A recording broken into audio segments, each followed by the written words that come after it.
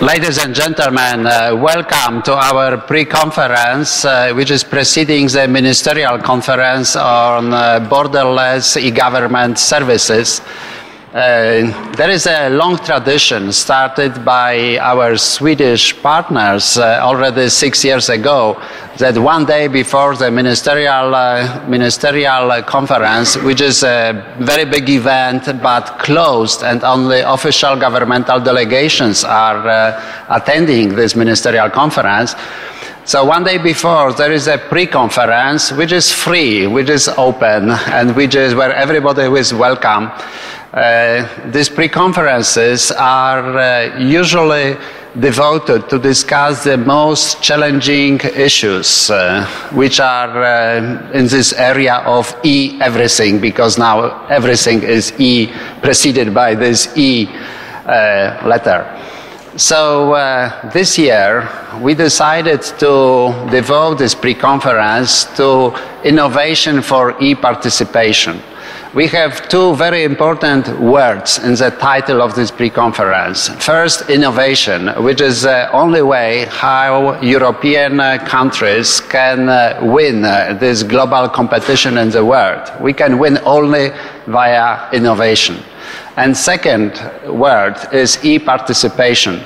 Our success will depend how many people, businesses and offices will join e-society and the economy. There is a way how we can improve our economy, how we can improve the quality of life in Europe in future. So usually e-participation concerns individuals, but there is a lot of different conferences which are devoted particularly to this problem.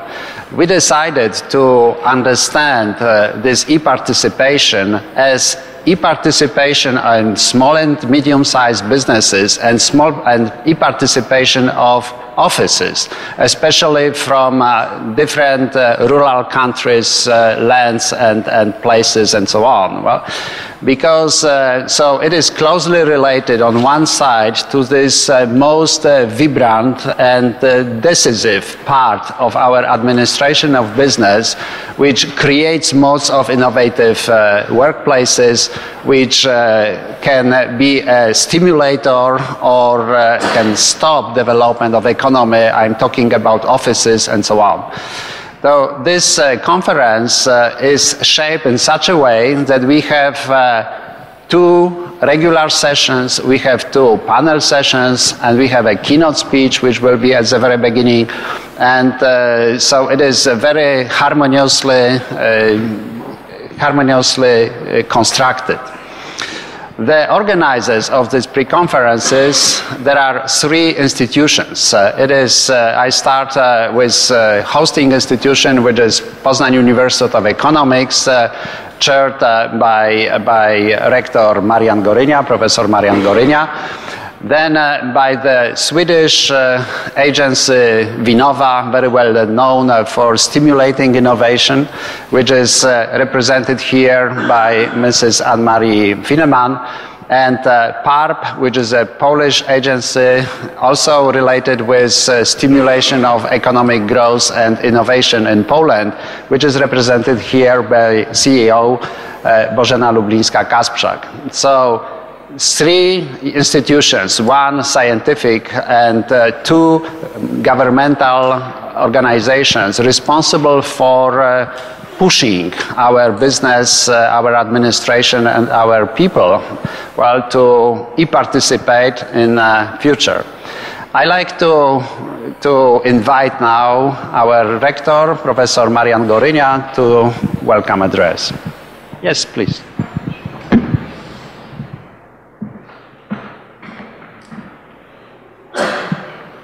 Ladies and gentlemen, I have a special honor to open the pre-conference to the 6th European Ministerial E-Government Conference, one of the largest and biggest EU events in Poland during the 6 months period of Polish presidency, which will start tomorrow. I'm glad that such an important event is being held at the Poznań University of Economics. The conference has been organized by the Department of Information Technology of our university. Special thanks to Professor Wojciech Celary, thanks to whom the conference has occurred. I do highly appreciate your contribution in this event. The pre-conference is also jointly organized by Vinnova from Sweden and Polish Agency for Enterprise Development, of course, from Poland. With their strong support, it has become possible to invite international experts from many countries all over the world. Please accept my great respect and gratitude. I would like to express my warmest welcome aboard the Poznań University of Economics to all the eminent guests who have accepted the invitation to participate in this event. Ladies and gentlemen, it goes without saying that innovation for e-participation has become part of our business daily lives. The pre-conference aims to demonstrate many signs and activities showing that Europe is rapidly becoming mature as in e-society. However, to ensure a widespread uptake and high service quality level for all, there are still many challenges that have to be a subject of advanced multidisciplinary research. The lectures are going to point out how all these areas will become easier and easier to handle pretty soon. Besides, the sheer scope of these problems make them seem to be worth analyzing. I must say, I am deeply concerned especially with the areas strictly connected with showing the results of important European e-government research in generating and implementing e-visions and e-solutions, as well as the possibilities to build new strategies upon current results. I do hope that during these sessions and debates there will be an opportunity for heated, interesting international discussions. I wish you a successful and very fruitful meeting. Thank you very much.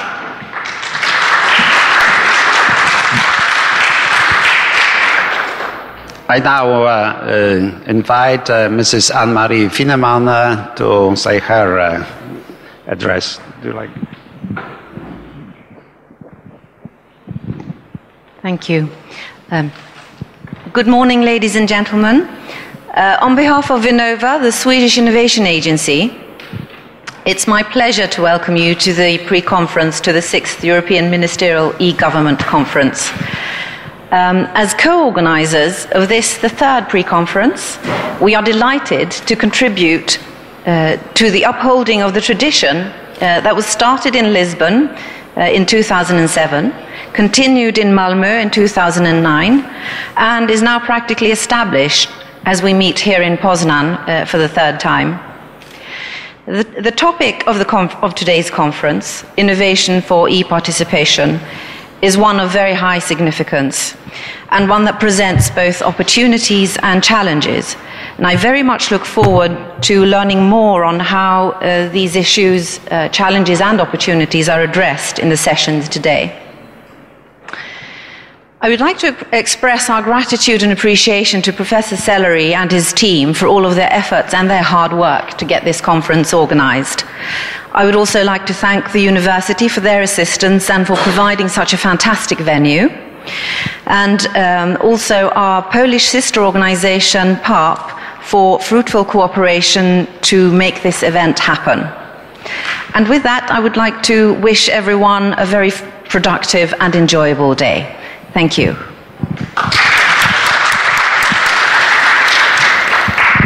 Thank you very much. And now I invite Mrs. Bożena Lublińska-Kasprzak to welcome address on behalf of PARP. Good morning, ladies and gentlemen. I am very pleased to be here with you today at the opening of this conference on innovation for e-participation, which will lead us directly to the 6th European Ministerial e-Governmental Conference. I believe this is a very important moment to have such a conference, because from one side we live in times where innovation is a must for the businesses and for the economy and for the governments. And we are living in a world where innovation is all over us, and it is important now to define what is really innovative and what is not, and especially as it concerns new economic sectors like e-commerce. We should learn how to build the culture of innovation in order to support development of economy in the most efficient way. On the other side, in the context of economic crisis reality, which we are living now in, e-commerce is presenting the opposite tendencies. It develops intensively. Analysis shows that in Poland, e-business will grow in the course of next 5 years 2-3 times faster than gross domestic product, reaching the value of 77 billion zlotys. It still increases its potential, and therefore it might be a perfect example of how to act in present times. So such conference is a really important event and important place to discuss that. As the public institution, Polish Agency for Enterprise Development, which is supporting both businesses and innovation, we are now here in a very important stage. We are now in the process of evaluating our activity financed from the structural funds budget 2007-2013, and we are preparing for the next programming period, next budget after 2013. So now we are in the process of discussing how and what to support, especially in the area of e-businesses after 2013. So such a conference is also very important place. Conclusions and recommendations from the conference I hope we will use in our programming discussion. Again, I welcome you to this conference in Poland. I believe that it will be fruitful in conclusions and recommendation. I'd like to thank very much Professor Sellery at the University for organizing the conference, and our colleague from Swedish Vinnova Agency.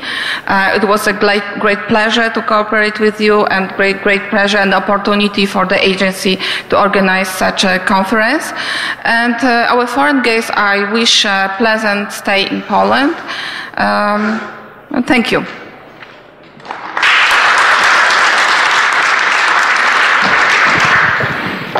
Thank you very much for this welcome addresses. We will now immediately go to our keynote speech. So I propose that you take place in front of the screen, which will be much more comfortable. Our speaker is, maybe before I present our speaker, I like to welcome all the attendees of this conference who are watching us via internet. This pre-conference is transmitted online. And it appears on a special portal managed by PARP, which is called We Support Electronic Business. It is also transmitted directly to the pages of this conference, the usual pages of this pre-conference. So it is my great pleasure to welcome and present our keynote speaker, who is Mrs. Julia Glidden. Mrs. Julia Glidden is a managing director of 21st Century Consultancy, and she completed her PhD in international relations at Oxford University, and has extensive experience working with public administrations across Europe to improve service delivery. Dr. Glidden is an internationally recognized expert in e-government. She has authored numerous articles on the subjects, including a Council of Europe-sponsored volume on e-participation, precisely the title of our conference. In 2010, Dr. Glidden worked with the Flemish e-government authority to draft draft the Citadel Statement, a pan-European agenda for local government that represented the views of over 120 participants from 18 countries across Europe, including 64 organizations representing over 200 cities on 5 continents. Building on this initiative, Dr. Glidden helped to found Citadel on the Move, a flagship project of the European Commission aiming to combine open access data and mobile application tools to create smart, innovative, citizen-generated services that can be used in different European cities. Dr. Glidden is a senior research fellow at the Vrije University Brussels, a guest lecturer at the European Institute of Public Administration in Maastricht, a member of the Scientific Committee for the Global Forum. In addition, Julia has been retained by the European Commission as an official EU project evaluator and is regularly invited to participate in and chair juries for e-government competitions. The floor is yours. Thank you very much for that very kind introduction. It's indeed a real honor to be here today, particularly to talk about a subject that many of you that know me know is very dear to my heart and indeed embedded in my career. I began my career 10 years ago in the dot-com era, which seems a far, far time away from today's fiscally constrained era, but the era in which money was being thrown at dot-coms and E was going to solve everything. And I just stumbled into the world's first internet voting experiment in Arizona. And that brought me into the field of e-participation before the word was really ever even, widely known or widely used. And at that time, however, participation and ICT and democracy were all about policy shaping, all about the democratic decision-making process. But what I want to talk to you about today, and I have to pay deference to Professor Sellery because I shamelessly stole his metaphor of turtles and gazelles for this speech, is the transition that we've seen in the use of the term e-participation, particularly in public currency, from the focus 10 years ago on engaging citizens in the democratic process, where I do really confidently recall, because I was the PR person that placed the articles there, the Financial Times, USA Today, New York Times, the Asahi Shimbun paper in Japan talking about how democratic processes as we know them would be revolutionized by the introduction of e-voting and online tools. And we saw a whole host of very commendable projects that were sponsored around the world through agencies like Renova, as well as through the European Commission in particular, to try to drive and embed e-participation. It is somebody that crafted a lot of these projects and worked on them. I can honestly say the single greatest barrier we've seen through the years was a lack of take-up from the politicians. It really wasn't a lack of take-up from the citizens. We saw a lot of willingness to pay lip service to e-participation, but not really wanting the processes disrupted. Not, representative democracy was always rolled out, and I have a lot of sympathy for that. I was never one to advocate we sit in our rooms after a dramatic event and vote whether or not to bomb X country or Y. But I was one who advocated that these tools presented new potentials for engaging citizens in policymaking. That at a political level was not fully embraced, and that will be a theme that I'll come back to throughout the discussion. What we've seen instead is, in more recent years, a transition to a use of e-participation in terms of involving citizens and communities and SMEs in public service design, in the co-creation and co-design of public services.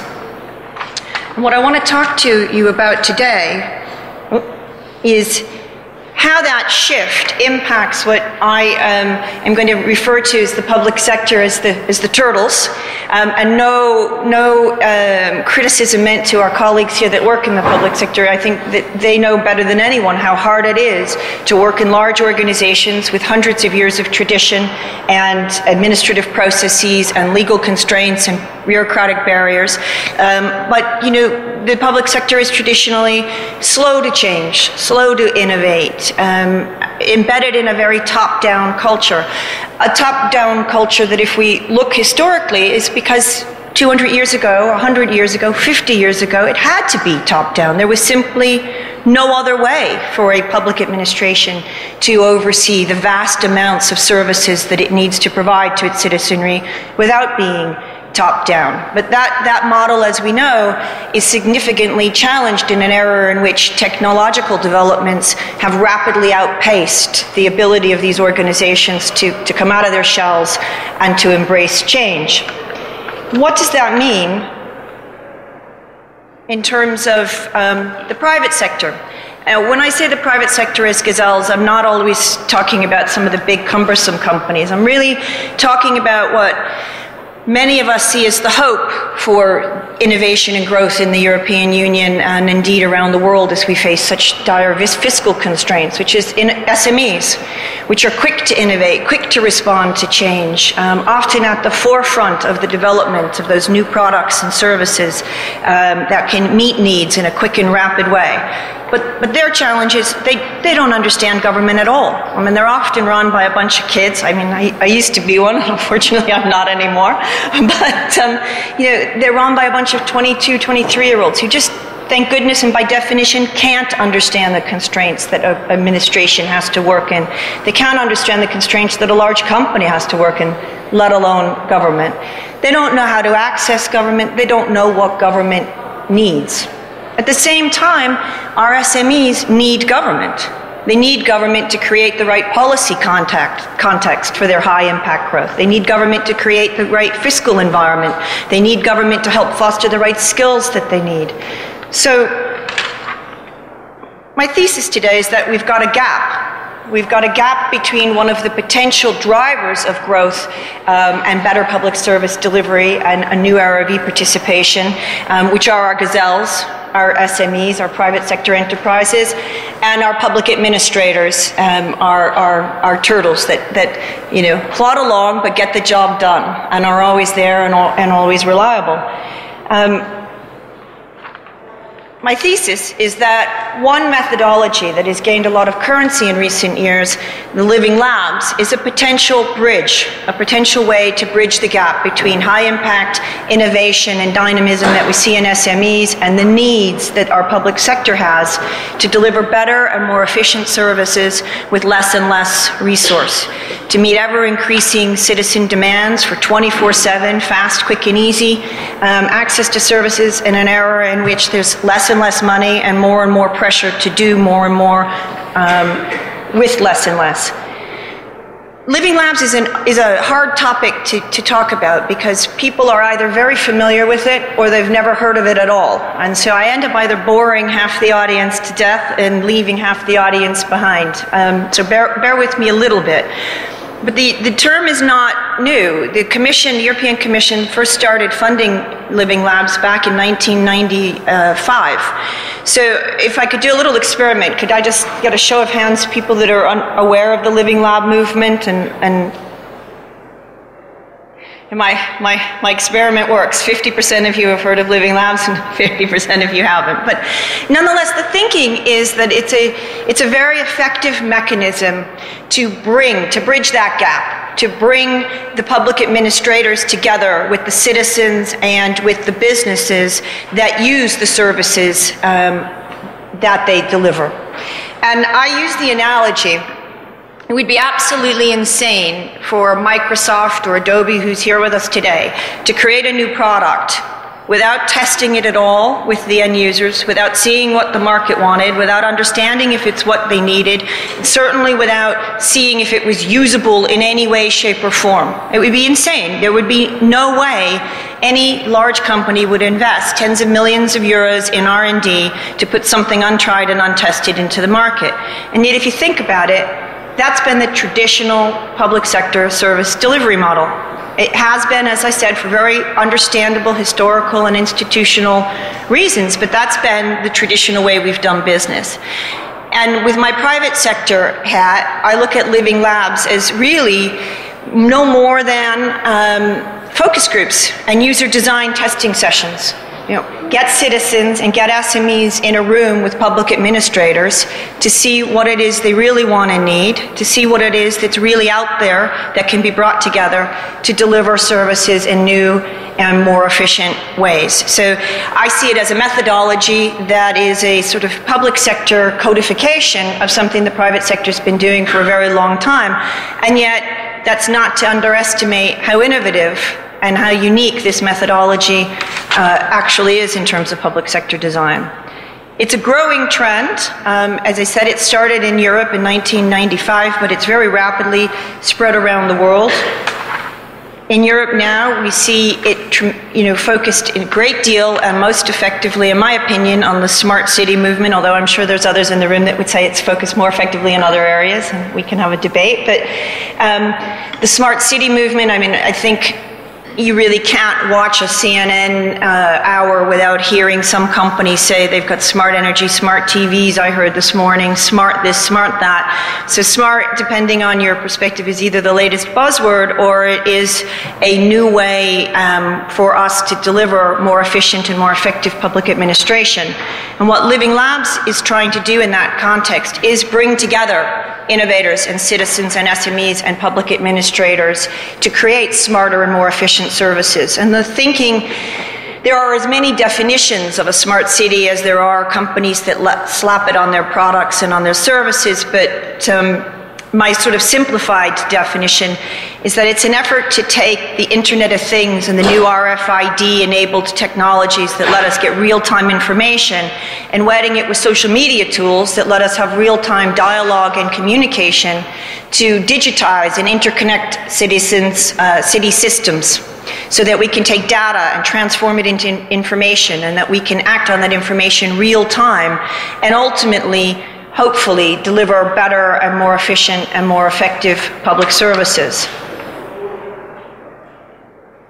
One of the projects I'm going to touch upon just very quickly, but it's in line with the theme Innovation for eParticipation and my talk about how to better bridge the gap between those innovative SMEs and the public sector is a project called EPIC, which aims to wed cloud computing with the Living Lab methodology in order to provide a scalable platform across Europe for SME innovation and high-impact growth initiatives to be able to have impact across Europe.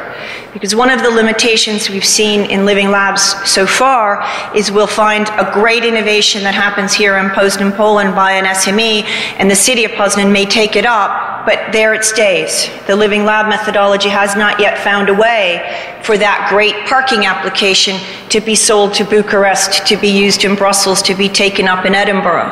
The innovations have pretty much not been able to grow across Europe, so they stay localized and they lose their impact. And what EPIC is looking for is to see if, in using the cloud as a platform and in putting together a service catalog, we could create a app store, something like an app store for public service delivery, where the SMEs can put their innovations that they've created with the public sector on the cloud, and cities across Europe can access that.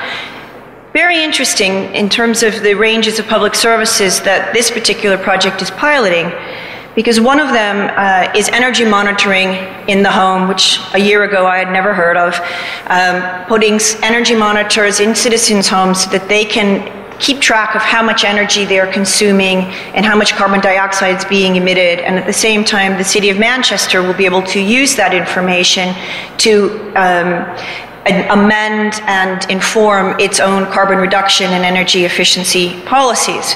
Now, I say I haven't heard about this until a year ago because this morning, you can tell I've worked on too many European projects, because when I was half asleep, I half thought EPIC was being broadcast on CNN, because I heard an advertisement for, we've been working for the last 5 years on energy efficient monitoring tools in the home, and I looked up and the TVs are going off and citizens are looking at iPads to see how much they've used, and it was an ad for Intel. I didn't even catch the name of the company that was, fortunate enough to have Intel promoting them, but it was the same tool that a little SME called Hildebrand in Manchester has been working on during that same amount of time. It's being targeted at consumers But the value of the Living Lab methodology and some of the projects the European Commission is funding is that perhaps through things like EPIC and the cloud, we can help the Hildebrand become the next Intel-based company and service for the public sector. We can help get those turtles and those gazelles to work together. Another innovative service that I think is really particularly cool, and as somebody who lives in a city, London, which is very overcrowded and has all kinds of issues around urban planning, is being formed by a SME in Issy-les-Moulineaux, which is outside Paris, the sort of ICT hub of France, as it likes to be known. And this is Navidas is the SME that is creating this tool, and it will allow the city to put its urban plans in rich media, 3D, interactive formats on the web. And citizens will be able to, using avatars and sort of like gaming tools, fly through the new developments and actually see if that building is going to take out all the light in one's back garden, and if the noise that's reflected is going to make the trains across the road, suddenly insufferable and as if they're going over your head, and be able to actually play with the computer game to see, well, you know what, maybe, and this is where the co-creation comes in, maybe if you had 11 stories instead of 12, this would happen, and maybe if you oriented the garden this way, there'd be more CO2 coming out. But again, some very interesting services and products and tools that SMEs are bringing to the market through the Living Lab methodology, because this isn't Navidas sitting alone thinking, I guess this is what Issy-les-Moulineaux needs, and this isn't Issy-les-Moulineaux saying this is what our citizens need. It's using this methodology of Living Labs to bring all of the constituents together to develop the types of products that are needed. Quickly outside Europe, one of the more interesting areas that I think Living Labs is taking off on is literally and actually in the Amazon.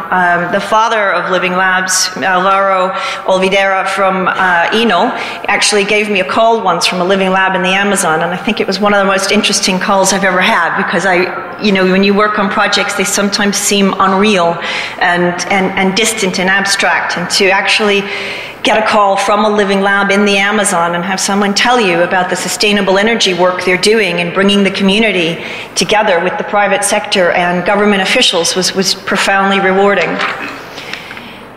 I don't think it will surprise anybody to know that Living Labs are also growing quite rapidly now in Asia, and particularly in China, the University of Beijing, the Beijing City Administration, and a whole host of new Living Labs, where the emphasis right now seems to be on mobile and taking really innovative applications from the SME and private sector in the mobile world and using it to increase efficiency of service delivery in China.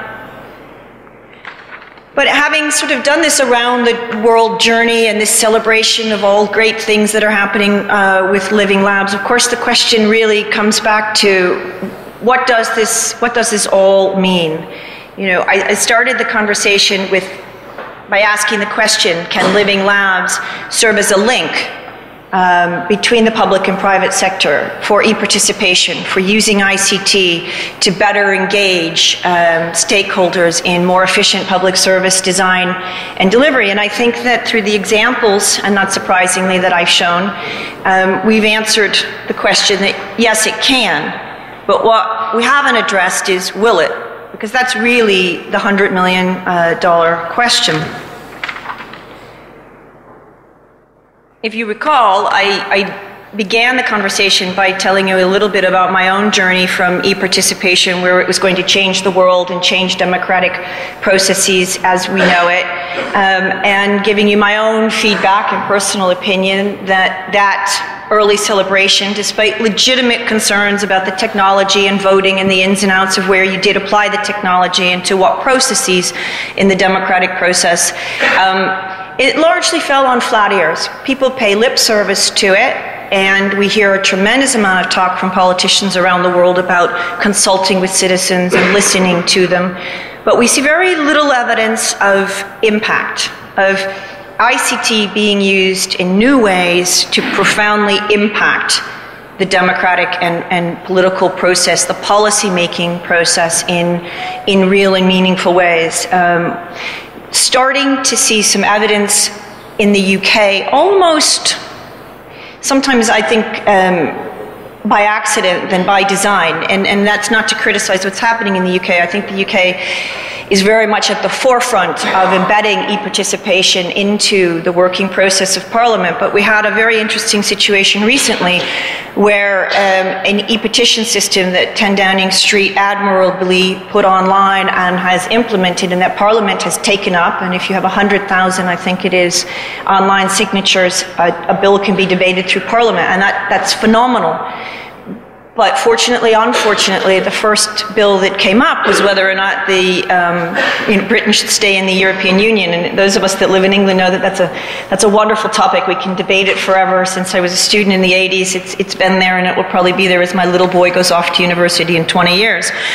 But nonetheless, it created a dilemma, because you can argue from a representative democracy perspective, in an era of fiscal crisis when the very future of the euro and indeed the union is at stake, this might not be the best time for the British Parliament to be talking about pulling the plug, particularly in 24/7 news cycles and the markets reacting to everything that's going up and down. On the other hand, this is what citizens said using ICT tools they wanted to talk about.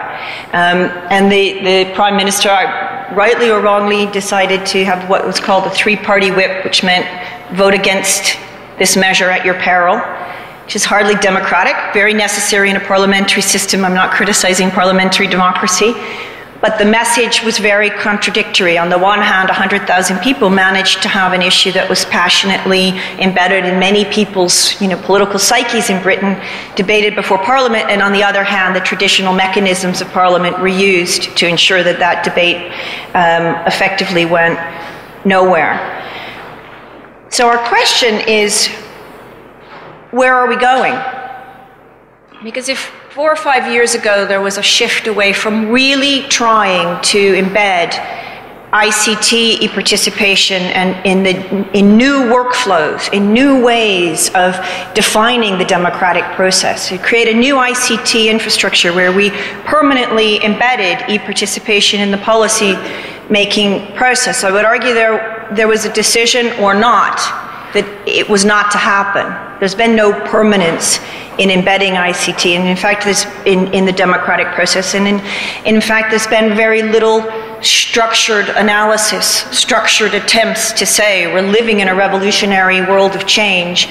What do we need to do democratically to ensure that our processes keep pace with those changes, to ensure that our processes keep pace with citizen expectations, to ensure that we make the most opportunity of these processes in a way that protects the democratic process rather than threatens it. There's been a few projects that the Commission has funded that have tried to do so, one called Tell Me, one called Lexipation, a recent one, Partire, which is looking at legal processes and how you would change the legal processes underpinning the democratic process to make greater way for ICT, but they still remain pilots. And yet, while we talk, I began the discussion by saying e-participation in the policy-making democratic context is sort of lost currency at the political level. We've seen in Occupy Wall Street just last night, where the park was emptied, back to the Arab Spring, that it's never actually been more active. So much so that we're talking about e-revolution now, not just e-participation. So we have this sort of disconnect between what's happening with our processes at the national political level and what's actually happening in our streets, in our parks. I had the honor of being at Vinova's offices a few weeks back to see the great things that they're doing there. And my hotel was across the Occupy Wall Street encampment in Sweden. I mean, you really can't go almost anywhere in Europe now, and I'm sure the States as well, without confronting that. And that has been fueled by social media. And it is very much an e-participation process, and yet there seems to be this disconnect. So if I go back to my shamelessly stolen turtles and gazelles, and the theme of the conference and the speech, Innovation for E-Participation, and particularly looking at the private sector and SMEs and the capacity or the future of e-participation in a meaningful way for service design and delivery. My question is in this era of increased pressure on governments, where they just simply cannot, with the current constraints, provide 100% effective services that people expect on their own, will we be able to use the Living Lab methodology as a platform for embedding a new ICT infrastructure, for creating those new workflows to enable real e-participation in the terms of co-production and co-design of service delivery? Or are we at risk of making the same mistakes where we may pay lip service to these methodologies and occasionally have some successes or some promising errors, some promising projects like energy participation, but it really doesn't go anywhere. We can feel good about ourselves that we're talking about it and we're here at a conference and we're talking about SMEs and innovation and e-participation, but nothing really happens. Are we entering an era of high impact growth, of e-innovation, where our SMEs and our citizens and our public administrators at a genuinely embedded institutional level create new ways of collaborating and working together and redesigning the public service mandate, designing and delivering those services for the 21st century that all of us as citizens want and need? Or will we look back on this period in 5 years as a lost opportunity, where instead of creating a new innovation model, we opened ourselves up to the same e-revolution pathway, where in 5 years' time, citizens are just alienated, despairing of government with meeting pace with their demands, and potentially even working with the private sector to do things for themselves. Now, I don't want to leave on a wholly negative or challenging topic, because I'm happy to say that in the run-up to this conference, as in the run-up to Malmo, the European Commission itself used new ICT tools to launch a pan-European online dialogue called Have Your Say. And that dialogue focused on an issue that's increasingly important for all of us in terms of creating a single market in Europe and overcoming the fiscal constraints we're talking about, which is cross-border e-service delivery. So for 2 weeks, the Commission consulted with stakeholders across Europe on what they felt was needed. And I think I have to say, honestly, I didn't get the results until late last night, and Professor Sellery can tell you I wrote the speech last week. But not surprisingly, the results talked a lot about social media. The first thing people said that was needed was e-identity, more services that could be delivered via e-identity, but also less government-provided e-identity, that we're using federated identities throughout social media tools like Twitter, like Facebook, like LinkedIn, and yet the government's asking us to create whole new identities that make it even more complicated for us to remember them and access our services. And so one of the things that our online forum, the European Commission's online forum, has said is that not only do we need more services where we can use our online identities, and you can see that that comes again from our expectation where we use our online identities in every other aspect of our life, but government needs to work with us to use the online identities we have created, not the online identities they've given to us. Related to this, on cross-border service delivery, the forum said that we need to update enterprise architecture for the public sector. Now, I'm not a techie, so I'm not even sure when I first read that, oh my God, what does that mean? How am I going to present this? But integrating Web 2.0 and social networks so that citizens can help citizens with their cross-border mobility issues. Now, again, very interesting, because if you go to the website, the Have Your Say website, the question wasn't framed, how do we use social media to create better cross-border delivery, or how do we use Living Labs and co-production principles to create cross-border delivery? It simply asked, what do we need to do to facilitate cross-border mobility? And the answers that, the top answers that came back were, we need to use the tools, the social media, the Web 2.0, the participatory tools, the drivers of innovation that already exist to facilitate cross-border mobility. And I found that particularly interesting. I found the idea of citizens using social media to create a help desk to help citizens move and work across Europe particularly interesting, and I can just end with one quick analogy of a first-hand example I've had of I have a pan-European consultancy, and I have people that work for me from across Europe, and one particular woman would like to do some freelance work in the Czech Republic. She's Czech, and she's got a British national insurance number. To work in the Czech Republic and get paid, she needs a Czech national insurance number, but under the EU directive, she can't have two national insurance numbers, so she should be able to use her British national insurance number in the Czech Republic. I don't need to go on and on to tell you that 1 year later, 17 million phone calls in Czech and English is not possible. She's now, I guess, breaking the law or subverting the law by working with two national insurance numbers. But here's a citizen, a young kid, really talented, genuinely trying to pay her taxes, genuinely trying to be a good European, and can't figure out how to navigate the system. And imagine a world where social media would just let her go on to a kind of government website and get that help she needs, because the civil servants weren't able to provide that help. And you think about it, a civil servant in Vysočina in the Czech Republic, and a civil servant in Brent in London, they don't get their EU directive update manuals on how to process this stuff. It's hard to do. Imagine if we used that type of participatory tools that we use in everything else. If I want to fix my washing machine, I go on to, Ask Jeeves in a website and I figure out how to do it.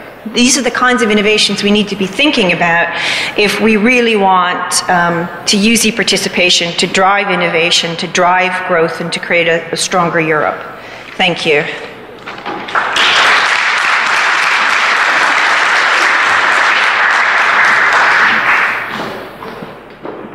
Thank you very much. We have time for a couple of questions, so still stay here.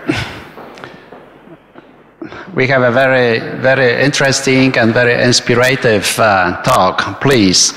I invite people who like to ask questions to come and use this microphone. It facilitates our online transmission to the internet. So everybody who like ask question, please make a line behind and then do it one after another. Please present yourself and then. Do I have to wave to the camera somewhere?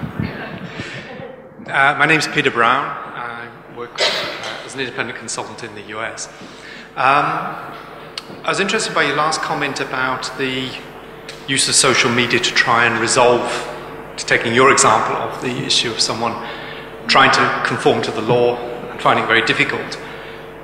However, it seems a lot of the situations, the law itself is in conflict. So no amount of social media, no amount of twittering or trying to find mashups that will help the candidate is going to solve that problem. So surely the issue of this well-founded, well-meaning sort of, what do you call it, sort of wisdom of crowds, bottom-up stuff, amounts to nothing if there isn't a legal basis and legal interoperability at the top level.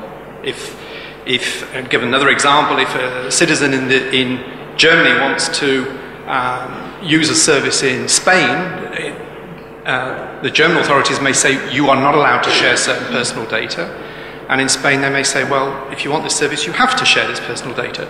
No amount of technical interoperability is going to solve that because the legal requirements are different. So how do you get across that sort of boundary? I think you just summarized my speech better than me, so thank you very much, because really the point I was trying to make is that we have the tools, we have methodologies like Living Lab, we have ICT tools, we have social media, but if you don't embed institutional change, if you don't have those tools alongside the changes in the processes, the procedures, the legal, organizational, and cultural foundations, it's for nothing. The danger, and the reason I did use the word e-revolution, is the danger is you get increased frustration because the way we lead our lives with instant access and instant ability to communicate and create and help each other will increasingly come up against an outdated legal, bureaucratic, organizational infrastructure. And I think that is a recipe for frustration amongst all the other frustrations that citizens are facing in this current fiscal crisis that can be addressed and should be addressed. But I personally, and I'd love it if someone in the audience can tell me great initiatives that are doing it. And that's not to say the Commission isn't doing some fantastic work on interoperability. They genuinely are, but there's only so much the Commission can do if the very member states don't take up that interoperability work. And some some are and some aren't. But the greater challenge actually is the legal challenge and the business process change and the cultural change challenges. And that, you know, I can't do anything but agree with you more. Thank you, please. Thank you, Julia. Brilliant speech as usual. Jeremy Millard from Danish Technological Institute. Talking about frustration, which you were just talking about, and the fact that it's difficult for governments to use social media and other new stuff, but the people on the streets are doing it. And looking at what's been happening recently in London on your doorstep, not the Occupy St Paul's, because that's also I wish I lived on the doorstep of St Paul's. But the riots back in the summer, okay, there's a lot of counterclaims going backwards and forwards. Facebook and Twitter and BlackBerry caused it, or they didn't cause it, or they were used by the police. What's your on-the-ground view of the role of these social media in that, both before, during and after? You know, I'm not an expert and I can't claim to have studied it in depth, but, you know, common sense tells you these are the most used tools in the world. You can't go to any corner of the world. And I spent a lot of time in South Africa, and even 20 years ago, 15 years ago, people carrying mobile phones. It's counterintuitive to think that what happened, unfortunately, and quite scarily last summer in London, and that was literally on my doorstep. I don't have the money to live near St. Paul's, but I do live in an area that has a lot of poverty and had some of the rioting nearby. It's common sense that the rioters would be using these tools. They use them. You don't wake up and say, I'm going to riot today, but I'm going to leave the thing I use for everything else in my life back home. I use it to talk to my mom, I use it to talk to my friends, I use it to go to the movies, I use it to decide where to go drinking, but hey, I don't think I'm going to use it to riot today. I mean, it just doesn't make any sense. At the same time, I think the more interesting thing to look at, and I would like to know more about, is to what extent did the public authorities use the tools, and to what extent did they use them efficiently to counter what was happening? Because instinctively, I think it goes without saying that social media and mobile facilitated mass disruptions in London last summer, and I think and that kind of shows my challenge, which is to what extent was civil society able to use the same tools to protect and provide and preserve order. Because I would bet that the rioters were more effective than the civil society, but that would just be my thesis. Admirable as it is that they did use it, and the UK is actually leading the way in embedding these tools. Thank you, please.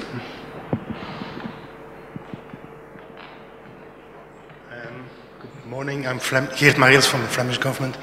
As a professional rioter since my student times, I don't even think the use of social media in the riots was so important. We used to distribute pamphlets by the hundreds.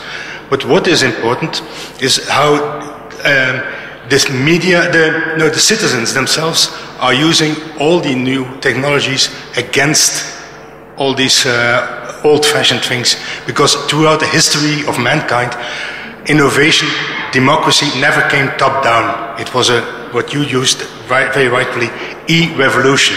People took what was coming to them. And we see, at least in my country, but I can imagine everywhere, already examples of e-participation activities, not top-down, not the government asking the citizens, what do you think of us? Because that's the question they always ask. Don't you think we are very well doing what we are doing? But then there are now, and I know of a number of decisions in Flanders that have been overturned by popular protest throughout the media. And not only e-participation, also e-innovation. It's coming to the government. It's we've now got, and there the whole discussion about open data is becoming very important. Belgium has become famous, except for having not a government for more than half 1 year, and doing very well without one. That's a sociological and political experiment which is worth investigating. But also, our public transport company took somebody to court because he was using their timetable to make an application that was very useful. I think we're going to see a lot of examples that way, that it's I don't expect, and I'm a civil servant, I don't expect my government to be very innovative, but I think we'll have to learn to cope with what is happening around us. I hate to think, Gerrit, as a professional rioter, what you would do today if you were a student with social media instead of just pamphlets. Well, if I can make a comment, you have no government in Belgium since the longest period, so you have no enemy to fight with. Okay? Thank you very much for your very interesting and inspirative talk. Thank you.